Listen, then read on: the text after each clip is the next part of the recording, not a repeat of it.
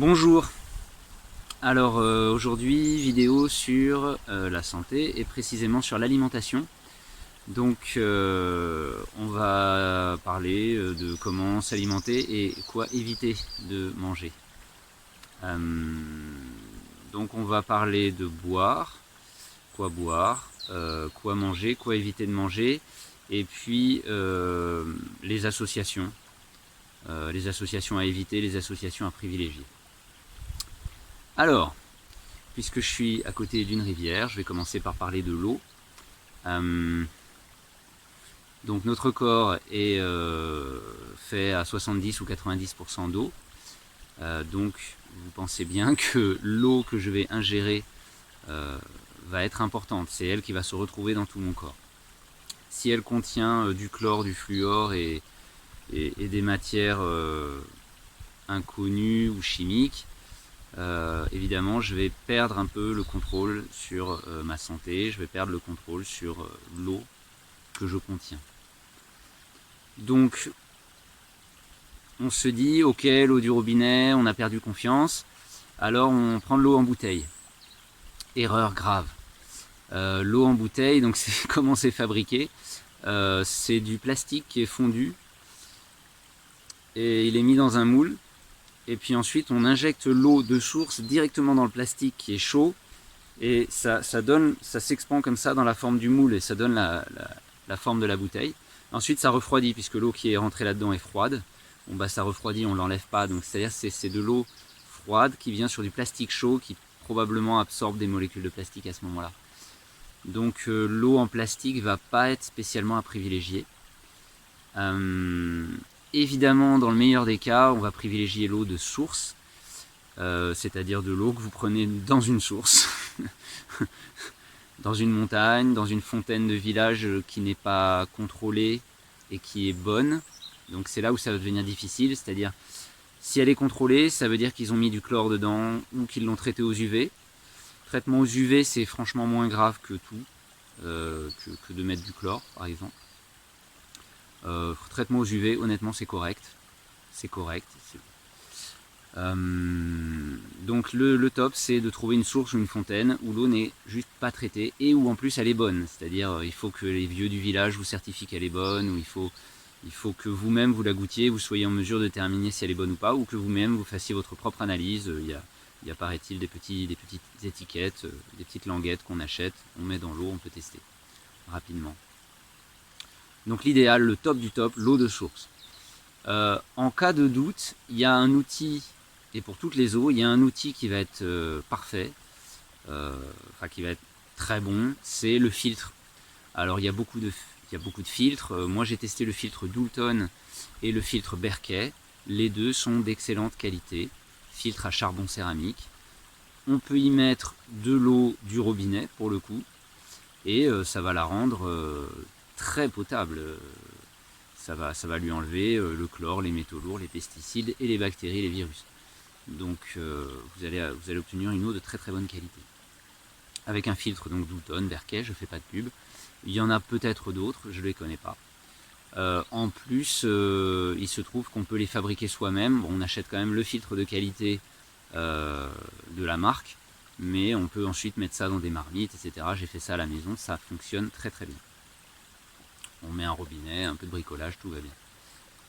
Donc aujourd'hui, ce que je fais, c'est que je prends de l'eau de source, puisque j'ai la chance d'habiter dans une région où il y a beaucoup de bonnes sources ferrugineuses, sulfurées, thermales.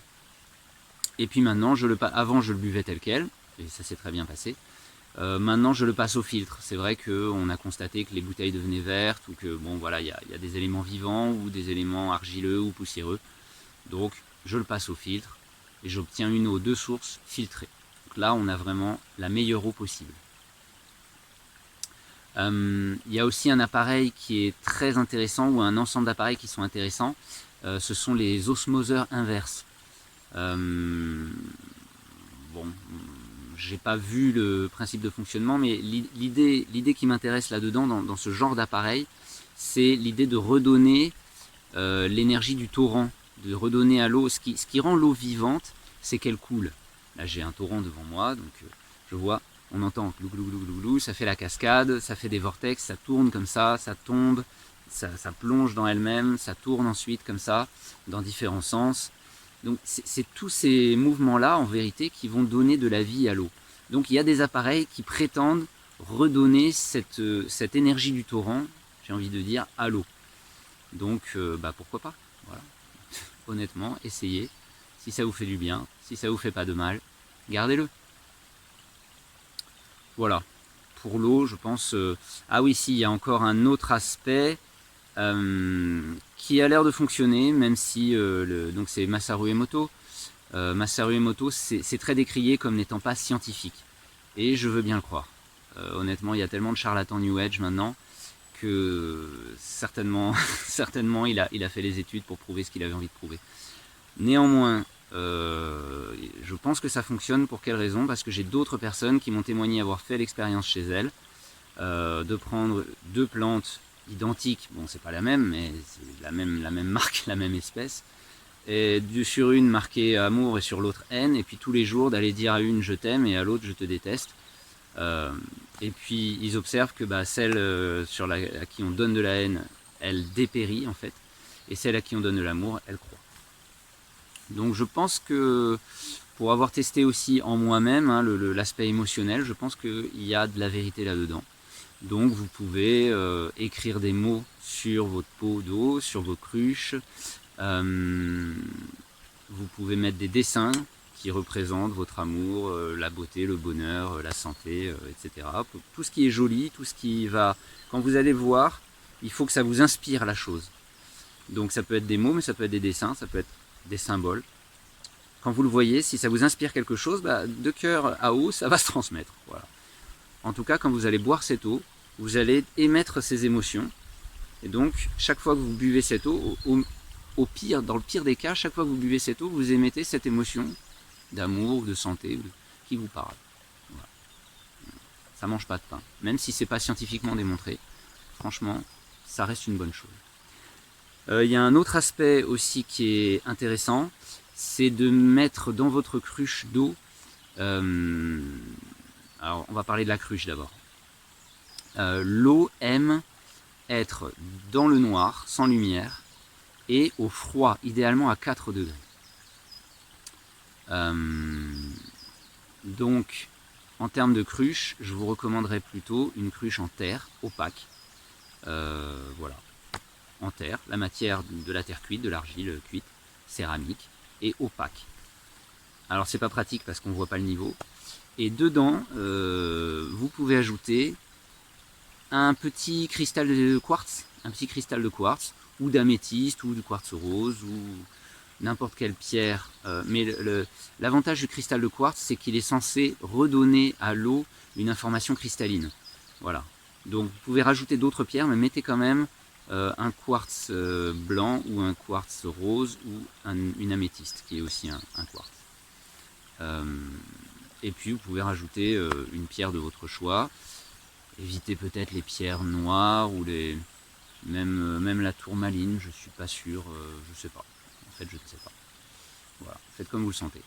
Et moi, ce que j'ajoute aussi, donc je mets un quartz et j'ajoute une hématite. Donc pour le coup, c'est une pierre quasiment noire, c'est du fer, c'est un aimant. Et ça, c'est censé repolariser l'eau. Je le pratique, ça me fait pas de mal. Tant que j'y crois, je le fais. Voilà. Donc pour l'eau, voilà, on a dit tous les aspects de la source, le filtre, dans la cruche sans lumière, au frais. Moi je ne mets pas au frigo, mais disons que la cruche maintient quand même au frais, de manière naturelle. Le quartz, l'hématite, et puis les petits mots doux, les symboles éventuellement. Et voilà, si vous buvez une eau comme ça tous les jours, déjà vous devriez aller mieux, ne pas aller plus mal. Voilà. Donc pour l'eau, c'est bien. Quand je vous dis que l'eau préfère être à l'abri de la lumière et au frais, donc là on le voit tout de suite, ici en fait dans cette petite cabane faite de pierre, on a la manière traditionnelle d'abriter une source.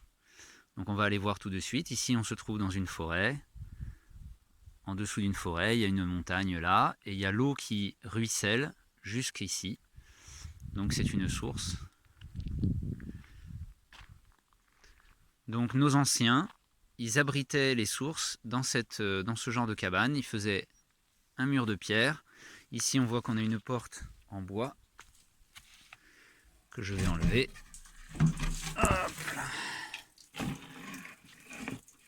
Et alors je ne sais pas si on va bien voir. Ici il y a le petit gobelet pour boire, donc pour les randonneurs, pour les chasseurs. Tous ceux qui veulent boire ont de gobelets. Et là on voit que la source coule. Ici je ne sais pas si ça se voit, mais il y a des têtards. Au fond c'est de l'argile, argile fine de très bonne qualité. Ça peut m'arriver d'en récolter aussi pour mettre en soin du visage, en cosmétique. Ici on voit qu'ils ont mis une tuile, et là au fond il y a un trou qui va on ne sait où, c'est-à-dire qu'il recueille, en fait il y a plus d'eau quand il pleut, donc ce qui prouve que c'est essentiellement des eaux de ruissellement qu'on a, mais là il n'a pas plu, parfois quand il ne pleut pas pendant plusieurs jours ou plusieurs semaines, il y a quand même de l'eau qui coule, donc ça veut dire qu'il y a aussi, peut-être pas une nappe phréatique, mais quand même, c'est quand même une résurgence d'un stockage. Voilà, qui coule en permanence. Ici, ça coule en permanence. Et donc vous voyez, comme c'est à l'abri de la lumière et qu'il y a une bonne épaisseur de mur, eh bien l'eau reste environ à 12 degrés toute l'année. C'est-à-dire l'hiver, peut-être ça descend un peu, 11, 10, 9 degrés. L'été, ça monte peut-être à 12, 13. Voilà. Mais quand il fait 35 dehors et qu'on vient ici trouver cette source, je peux vous dire qu'on est content de la trouver à 13 degrés, même à 15 degrés, ça va. Hein. On la trouve fraîche. Donc voilà, et il y a un trop-plein. On voit ici le tuyau qui est là. Ce tuyau, c'est le trop-plein, c'est-à-dire que c'est un tuyau en caoutchouc. Hein. Quand l'eau arrive à ce niveau-là, elle s'écoule et elle ressort. On ne le voit pas ici, mais elle ressort par là. Donc, on va prendre un verre. Voilà. Deux solutions, soit on prend directement là-dedans,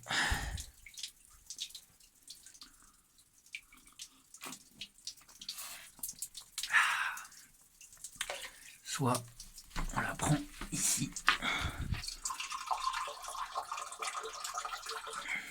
Et même opération.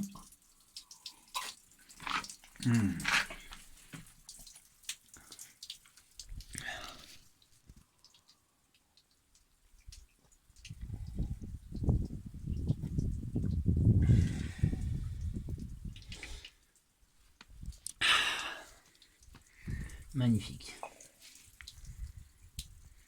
Voilà. Ensuite, on referme pour garder à l'abri de la lumière.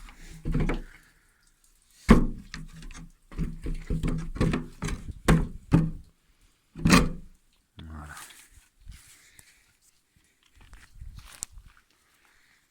Et on voit notre caselle qui contient la source. On dirait une tête Olmec un peu, hein, pour ceux qui connaissent. Là, on voit, ça sort des rochers, donc l'eau, on voit bien qu'elle coule de sous les rochers, là, sous ces rochers. Et puis en fait, ça vient de la forêt de pins. Magnifique.